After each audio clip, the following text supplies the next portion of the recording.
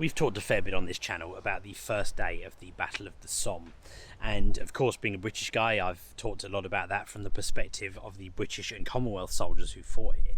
Well, today we're going to take a look at the Battle of the Somme from a German point of view, and we're going to do that right here at Ravine in Newfoundland Memorial Park near Beaumont Hamel.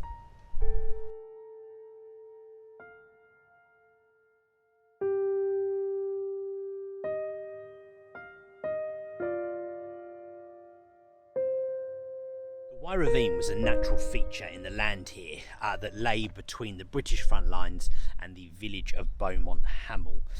The German Württemberg 26th Division occupied this position here for 18 months, and they took full advantage of that time. They fortified it, put in deep dugouts, some that had the ability to have hundreds of soldiers in there.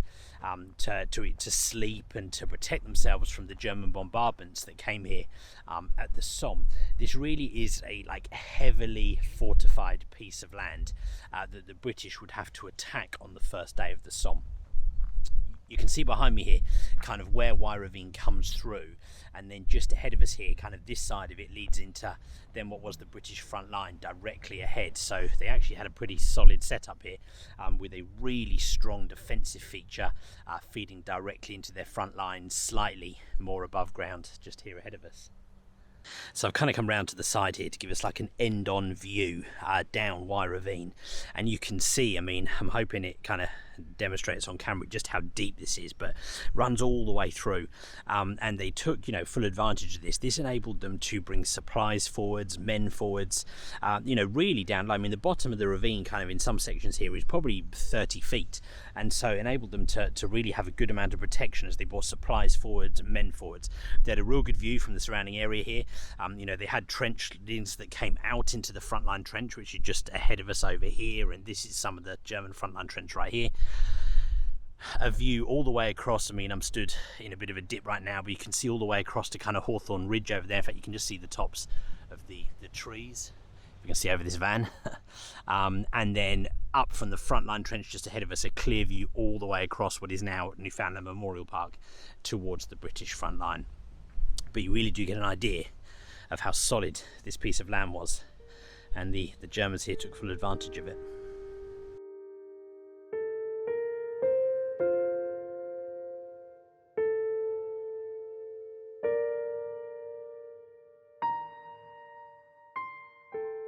Now, for the attackers on the 1st of July here, success would be determined by their ability to take Ravine, which is just over there through those trees behind us. Now, the problem they had was, you can see the way this land kind of slopes towards us, and then the way it drops off back through those trees into Ravine. The attackers really could not see the detail of what it was and just how fortified it was, which meant the Germans safely down there in their bunkers were able to hide away during the vast bombardment from the British prior to the first day of the Battle of the Somme. So prior to the first day of the Battle of the Somme, the British adopted a tactic of putting down a heavy bombardment on all of the German frontline positions here for 7 days. The British leadership really believed that that would decimate the German front lines and any defences along with defenders that were in those areas. However, in places like this and many other places on the front line, the Germans were hidden away in deep dugouts, safely away from that bombardment. Now, whilst they were away from that bombardment, it didn't mean that it didn't affect them. And in fact, we've got an account from a German soldier who was hiding away in one of those bunkers prior to the first day of the Somme. Stephen Westman was a German officer here somewhere, not specifically here at Ravine, but somewhere here along the front line. And he said, "We were under incessant bombardment, day and night. Shells, heavy and light ones, came upon us. Our dugouts crumbled, they fell upon us, and we had to dig ourselves out and our comrades out. Sometimes we found them suffocated, sometimes smashed to pulp. Soldiers in the bunkers became hysterical. They wanted to run out, and fights developed to keep them in the comparative safety of our deep bunkers. Even the rats became hysterical. They came into our flimsy shelters to seek refuge from this terrific artillery fire. We had nothing to eat, nothing to drink. but constantly shell after shell burst upon us. So you start to see that whilst the Germans were safely, within reason, away in their bunkers, this was not a nice experience for them. And you can imagine 7 days this went on for, 24 hours a day. It must be tough to survive, and it's no wonder that people became hysterical and went crazy in those circumstances.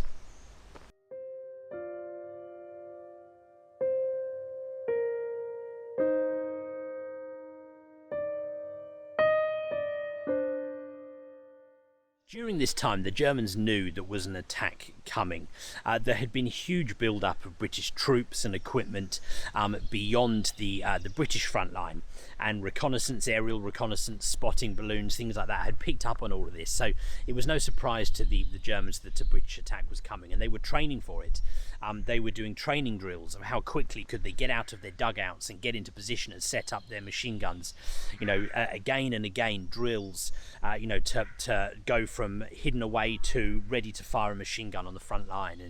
And they were getting ready for that attack, and that attack came, as we well know now, on the 1st of July 1916.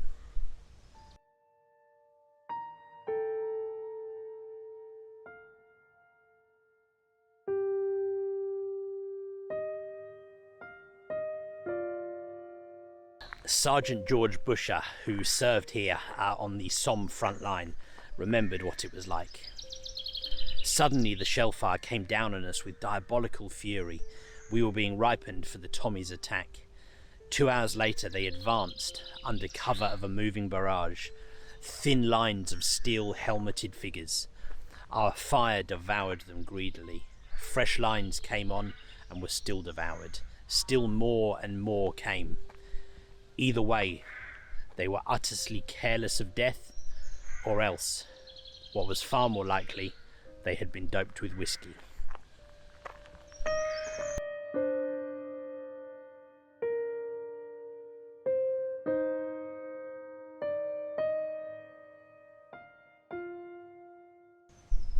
As we learned in our previous video, the first to attack here at Ravine were the Royal Inniskilling Fusiliers. They suffered 568 casualties within the first few minutes of the attack here. After them came the Newfoundland Regiment, and they again were decimated out there in no man's land, suffering 710 killed and wounded. After the Newfoundlanders, the 1st Essex attacked here, and they were decimated as well. In some places along the front line, the German machine guns fired no less than 20,000 rounds that day.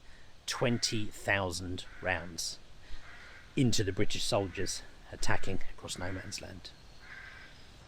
There's various accounts of German machine gunners being left with hand injuries, blisters and cuts from the incessant use of firing those machine guns through the course of the morning on the first day of the Somme.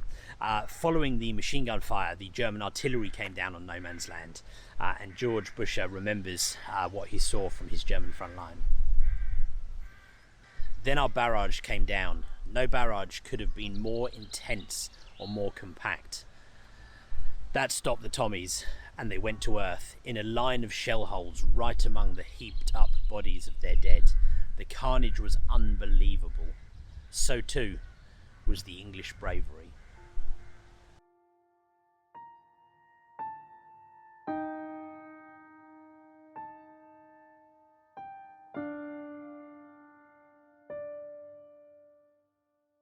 So the British attack largely failed in most sectors across the Somme on the 1st of July 1916, and that in turn means that it was a successful defensive effort by the German troops in various sectors, like right here at Ravine in Newfoundland Memorial Park.